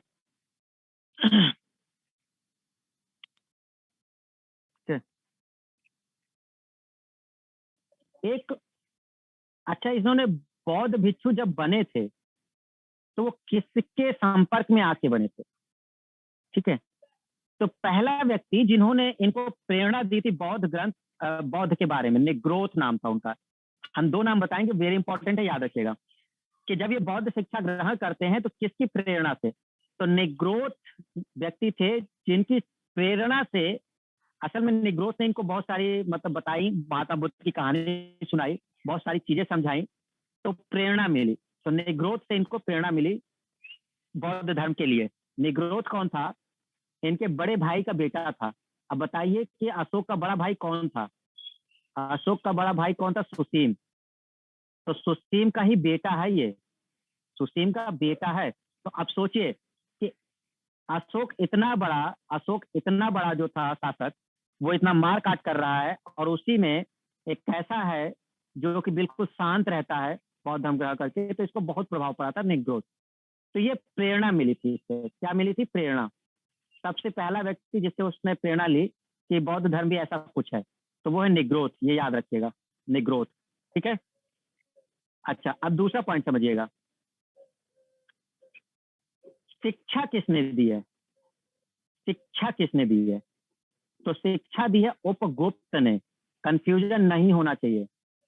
असल में बौद्ध धर्म में दीक्षित किसने किया है, दीक्षित किसने दिया है, जिसने उसको शिक्षा दी है, वो दिया है उपगुप्त ने। लेकिन प्रेरणा किससे मिली है, वो निग्रोध से। तो दोनों क्वेश्चन बनते हैं, दोनों अलग अलग क्वेश्चन है। पहला वह व्यक्ति जिसके संपर्क में आकर के इनको बौद्ध धर्म ग्रहण करने की प्रेरणा मिली, वो है निग्रोध। लेकिन वह व्यक्ति जिसने इनको शिक्षा दी थी, वो है उपगुप्त। ध्यान रखिएगा ये पॉइंट, ठीक है। इसमें कंफ्यूजन नहीं होना चाहिए बिल्कुल भी। समझ में आई बात? निग्रोध क्लियर हो गया, उपगुप्त भी क्लियर हो गया, ठीक है। चलिए जल्दी से हम रिवाइज कर देते हैं पूरा पॉइंट अशोक का, फिर खत्म करते हैं। कल हम लोग पेपर लगाएंगे इनका और हम शीट शेयर कर देंगे, तो आज ही सॉल्व कर लीजिएगा। कल जब बचेगा तो हम लोग कल डिस्कस उसको कर देंगे क्लास में। अशोक की बात करते हैं तो अशोक की माता का नाम था सुवेदांगी, ठीक है। इनकी 5 पत्नियां थी, लेकिन उसमें से 2 नाम ज्यादा फेमस है। एक नाम है कारुवाकी और एक नाम है देवी।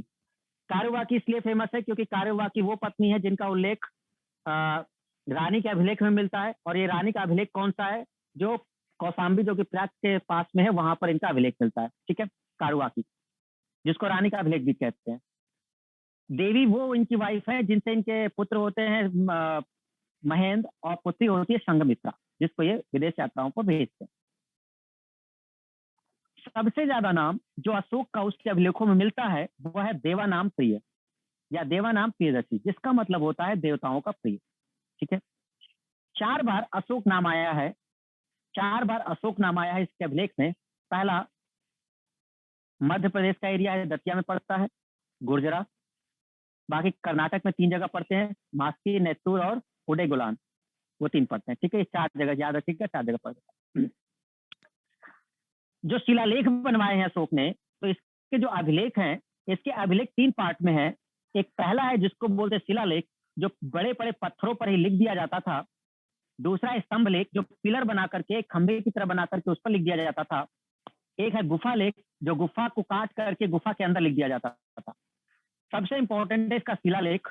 तो कितने शिलालेख मिलते हैं इसके? 14 शिलालेख मिलते हैं। और कितनी जगहों से मिलते हैं? तो 8 जगहों से मिलते हैं, 8 जगह, जिसमें से आप जान रहे हो शाहबाजगढ़ी है, मानसेरा है, ठीक है, कालसी है। जो नाम हमने बताया था वो याद कर लीजिएगा, ठीक है। और जो इसके 14 शिलालेख हैं, उसमें से कौन कौन इंपॉर्टेंट? एक पहला जिसमें उल्लेख हुआ है पशु बलि निषेध का, पशु बलि हत्या नहीं करनी है, ठीक है, पशु बलि को नहीं देना है। दूसरा है इनका जिसमें विदेश का है, मतलब दक्षिण भारत के राज्यों का है उल्लेख, जिसमें से केरल पुत्र, सती पुत्र, और इसी से पता चलता है कि दक्षिण भारत के लोग नहीं जीत पाए थे, ठीक है। तीसरा हमें क्या बताता है शिलालेख? तीसरा शिलालेख हमें क्या बताता है? तो अधिकारियों की जो नियुक्ति हुई है, रज्जुक, युक्तक और प्रादेशिक, जो इस समय के डीएम वगैरह हैं, है ना, तो ये लोग जो होते थे वो उस समय का अधिकारी, उसकी जानकारी हमें तीसरे से मिलती है, ठीक है। 8वें शिलालेख से हमें क्या जानकारी मिलती है? उसकी बोधगया यात्राओं के बारे में मिलती है, ठीक है। 11वें से क्या मिलती है? उसके ब्राह्मणों को नहीं सताना है। 12वें से उसे क्या मिलती है? धार्मिक सहिष्णु होना। और 13वें से मिलती है कलिंग विजय। वह शिलालेख, वह स्तंभलेख, वह अभिलेख जहां पर इसने खुद को मगध का सम्राट बताया है, वह है भाब्रू अभिलेख, जो राजस्थान में विराटनगर यानी जयपुर में पड़ता है, भाब्रू अभिलेख। उस जगह का नाम जहां से द्विभाषी अभिलेख मिला है, एक सरेकुना, सरेकुना, जहां से उसे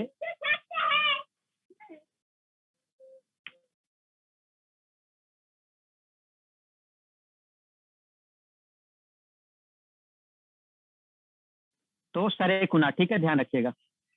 क्लियर हो गया? तो ये मेन बातें थी आपकी। बराबर की पहाड़ियों पर इन्होंने लेख बनवाए थे, बराबर की गुफाएं थी, तो जहाँ पर 3 गुफा अशोक के लेख से हैं। एक है जो आपका अनंत वर्मन है, जिसको वैष्णव गुफा कहते हैं, तो वो एक इंपॉर्टेंट पॉइंट था, ठीक है। और कई सारे रिवाइज कर लीजिएगा, ठीक है, जितने पॉइंट है सब रिवाइज कर लेना, कल हम लोग पेपर लगाएंगे। क्लियर है सभी को? तो टॉपिक बड़ा था इसलिए हमने खत्म किया इसको, समय थोड़ा लगा, लेकिन आपको याद रखना अशोक बहुत इंपॉर्टेंट है, शिलालेख वेरी इंपॉर्टेंट है। ऑब्जेक्टिव क्वेश्चन बनेगा तो ये जरूर से जरूर एक शिलालेख से क्वेश्चन बनता ही बनता है, तो ये आपको याद रखना। चलिए आज के लिए खत्म करते हैं स्टूडेंट, ठीक है। तो मौर्य काल हमारा कंप्लीट होता है। और अभी एक हम वो मैप शेयर कर दे रहे हैं, उसका स्क्रीनशॉट ले लो।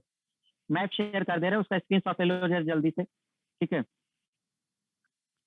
स्क्रीनशॉट ले लेना उसका, हम दे रहे हैं अभी।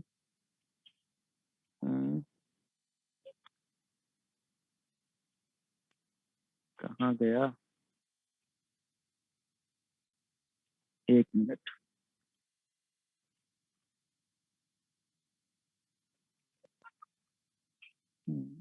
डॉक्यूमेंट,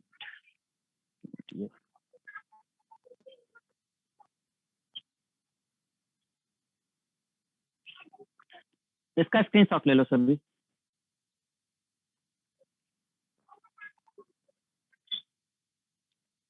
इसका स्क्रीनशॉट ले लो, ठीक है।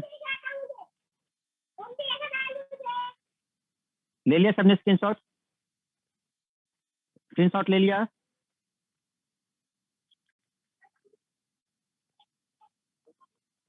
ओके। इसका डिस्कशन जब हम कल क्वेश्चन करेंगे तो इसको हम समझा देंगे मैप को। सारे शिलालेख यहीं से याद हो जाएगा, मैप से याद हो जाएगा। इसमें जगह के नाम लिखे हुए हैं, सरेकुना, गिरनार, ठीक है, टोपरा, सब नाम लिखा हुआ है कौन कहाँ पर है।